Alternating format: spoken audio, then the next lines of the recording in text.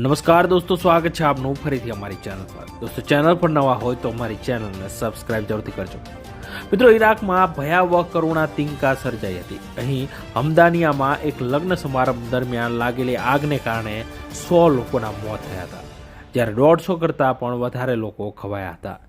ઈરાકના આરોગ્ય પ્રધાને કહ્યું કે નીનેવે રાજ્યના હમદાનિયામાં એક મેરેજ હોલમાં આગ લાગી હતી। અહેવાલો અનુસાર લગ્ન દરમિયાન આતશબાજી કરતી વખતે આ આગ લાગી હતી। આગને કારણે 100 લોકોના મોત થયા હતા। હમદાનિયા વિસ્તાર મોસુલ શહેરની બહાર આવેલો એક ખ્રિસ્તી સમુદાયની વસ્તી ધરાવતો દેશ છે। આગે પ્રચંડ રૂપ ધારણ કર્યું હતું। આગ બાદ ઘટના સ્થળેથી જીવ બચાવીને ભાગવાનો પ્રયાસ કરતા લોકો જોવા મળ્યા હતા। ઘટનાના ઘણા પીડિત લોકો ઓક્સિજનની કમીને કારણે સ્થાનિક હોસ્પિટલમાં પહોંચ્યા હતા, જ્યાં તેમના માટે ઓક્સિજન સિલિન્ડરની વ્યવસ્થા કરવામાં આવી હતી।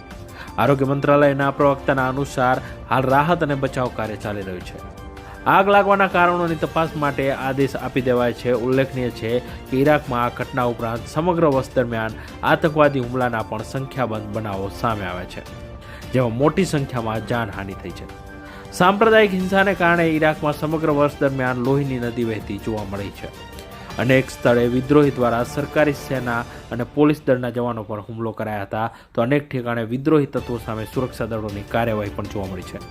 તો મિત્રો, આ વિશે તમારું શું કહેવું છે કોમેન્ટ કરીને જરૂરથી જણાવજો। વિડીયો પસંદ આવે તો વિડીયો લાઇક કરી ચેનલને સબસ્ક્રાઇબ જરૂરથી કરજો। ધન્યવાદ।